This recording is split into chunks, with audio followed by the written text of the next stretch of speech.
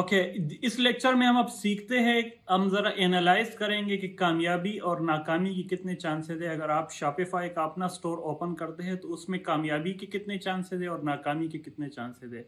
देखिए, कामयाबी और नाकामी जो है वो एज सच कोई फार्मूला नहीं है कि ये चीज़ कामयाबी है और इस चीज़ में नाकामी है। उसके डिफरेंट फैक्टर्स होते हैं जो आपको कामयाब बनाता है या नाकाम बनाता है। अगर मैं शॉपिफाई के स्टोर की बात करूं कि शॉपिफाई पे अगर आप 2-3 लाख खर्च करके स्टोर चलाते हैं तो उसकी कामयाबी और नाकामी के क्या क्या चांसेस है, उसके कुछ फैक्टर्स है वो मैं आपको बता रहा हूं। उस पे अगर आप एनालाइज करेंगे खुद को तो तब जाके आपको पता चलेगा कि आप कामयाब हो रहे हैं या नाकामी की तरफ जा रहे हैं।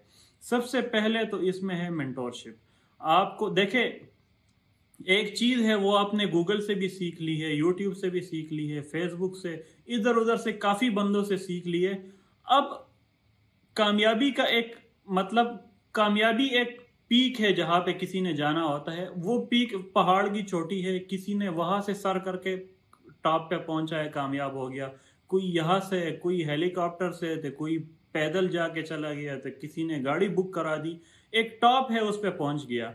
तो इसमें आपकी मेंटोरशिप इंतहाई लाजमी होती है। मैं ये नहीं कह रहा कि किसकी मेंटोरशिप किसी की भी हो, कोई भी कामयाब बंदा हो जिसने जो वो उस कामयाबी तक पहुंचा हो, उसकी मेंटोरशिप आप ले ले, बेफिक्र होके जाए।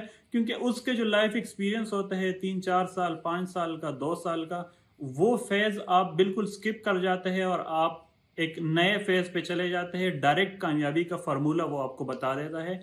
तो मैं आपको बता रहा हूं कि मेंटोरशिप इंतहाई जरूरी है। आपको कोई ना कोई मेंटोर चूज करना पड़ेगा, उसके रास्ते पे जाना होगा।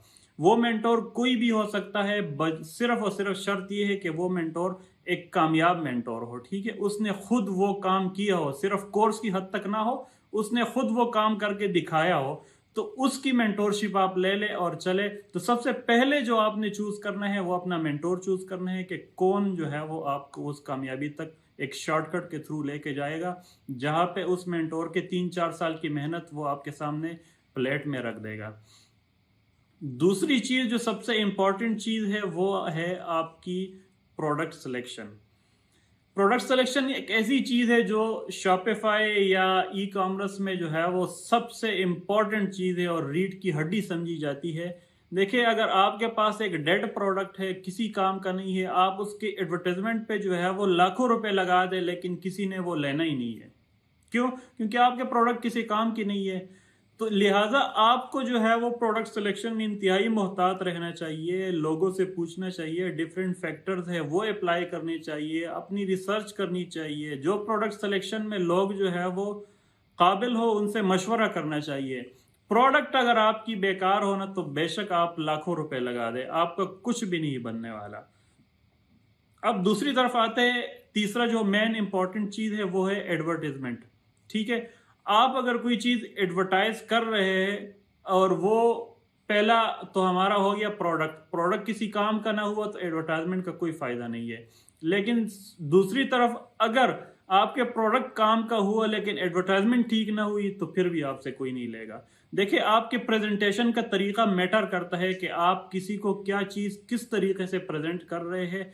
अगर तो आपकी प्रेजेंटेशन ठीक हुई तो जरूर वो चीज बिकेगी, अगर ना हुई तो वो चीज नहीं बिकेगी। यहाँ पे आपकी अगर प्रोडक्ट भी ठीक हुई, आपकी जो है वो एडवर्टाइजमेंट का जो स्ट्रेटेजी है वो भी ठीक हुई, तो 100% वो चीज बिकेगी। लेकिन इन दोनों में से अगर किसी एक में भी मसला आया तो समझ ले कि आपकी कोई चीज नहीं बिकने वाली। पाकिस्तानी जो ई कॉमर्स इंडस्ट्री है, उसमें एक जो चौथी चीज मैं आपको बता रहा हूँ वो बहुत ज्यादा मैटर करती है। वो आपके जो है वो लॉस को मिनिमाइज करती है, आपके लॉस जो है वो बहुत नीचे तक लेके आती है। उसको हम बोलते हैं पोस्ट ऑर्डर प्रोसीजर। देखिए, आपकी प्रोडक्ट कमाल की थी, आपकी एडवर्टाइजमेंट कमाल की थी, आपके पास ऑर्डर आया।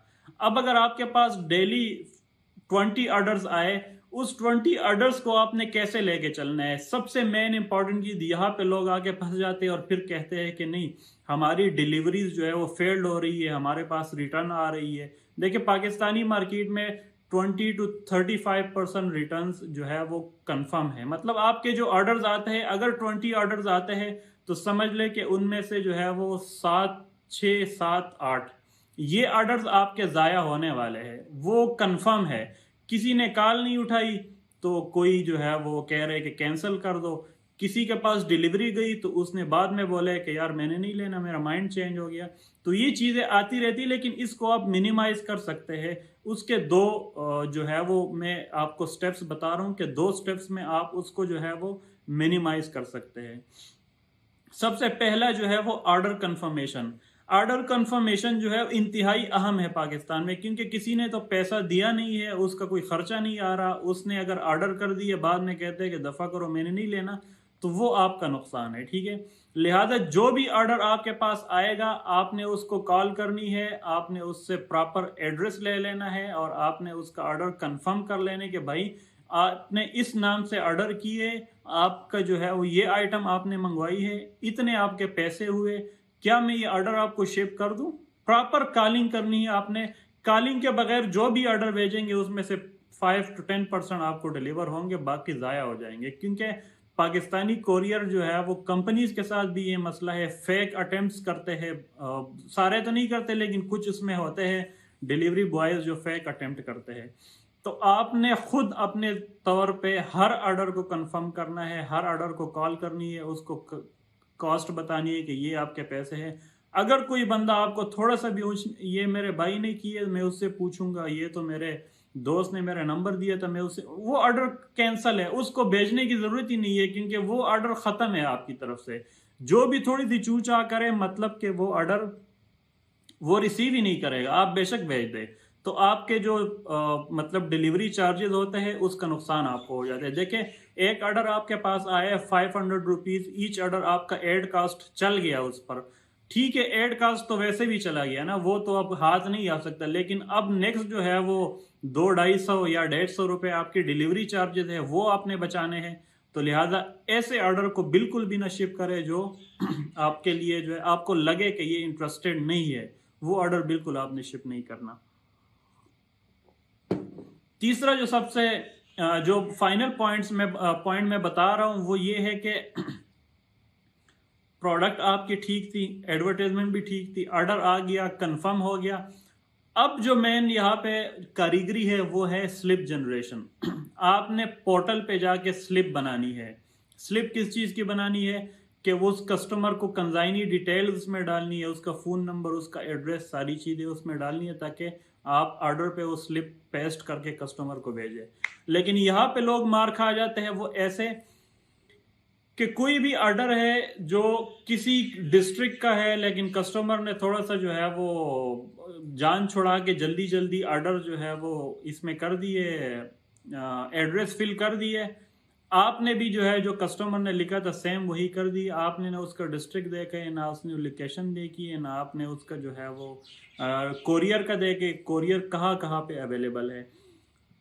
میں آپ کو اگر بتا دوں کہ ایک ایسا آرڈر جس کا مطلب ایک ایسا آرڈر جو کسی روٹ کے تھرو جا رہا ہو، فار ایگزامپل اگر گجر خان کا آرڈر ہو، وہ پنڈی سے جا رہا ہو اور آپ نے جو ہے وہ اس کو گھما پھرا کے گجرا والا سے گھما کے اس کا ایڈریس اگر آپ نے دے دیے تو وہ آرڈر آپ کے پاس واپس آئے گا۔ بے شک کسٹمر انٹرسٹڈ ہو، بے شک سب کچھ ٹھیک ہو، لیکن آپ کے ایڈریس میں اگر ایشو ہوا، آپ نے کوئی ڈیسٹینیشن ایسے دے دیے جو اس ایڈریس کے قریب نہیں ہے، تو کوریئر والے اتنی زحمت نہیں کرتے بھائی جان، وہ آرڈر لا کے واپس آپ کو دے دیں گے اور آپ کو ایرر دے دیں گے کہ نو سروس ایریا، تو آپ کے 150-200 روپے ضائع ہو گئے۔ لہذا آپ نے ایڈریس کا جو کسٹمر کا جو ایڈریس ہے نا، یہی مین کاریگری ہے، یہاں پہ آپ نے اپنی بچت کرنی ہے اور یہاں پہ آپ نے کسٹمرز کا ایڈریس اس طریقے سے لکھنا ہے اور اس طریقے سے اس سے لینا ہے کہ کوئی بھی مطلب دشواری پیش نہ آئے۔ جبکہ کسٹمر کو جب آپ کال کریں گے تو پراپر میں آپ کو بتا رہا ہوں، آپ نے ڈسٹرکٹ، تحصیل، یہ 2 چیزیں لینی ہے، گاؤں کا ایڈریس لینا ہے، اگر کوئی گاؤں ہے، پنجاب میں کوئی چک ہے تو چک کا ایڈریس لینا ہے۔ اس کے ساتھ ساتھ آپ نے کوئی اس علاقے کی مشہور جگہ کا اس کو بتانا ہے کہ کوئی مشہور فیمس جگہ بتا دے، وہ کوئی روڈ ہو سکتا ہے، ہاسپٹل ہو سکتا ہے، کوئی مسجد ہو سکتی ہے، کوئی چوک ہو سکتا ہے۔ اس طرح کا ایڈریس اگر آپ لیں گے تو آپ کی ڈیلیوریز کنفرم جائے گی، لیکن اگر آپ کوئی اندھا ایڈریس ڈالیں گے تو ظاہر ہے وہ آرڈر آپ کے پاس واپس آئے گا اور پھر آپ نے رونا ہے کہ भाईजान मेरी डिलीवरीज वापस आ रही है। तो इन 2 चीज़ों 3 चीज़ों का ख्याल आपने ज़रूर रखना है।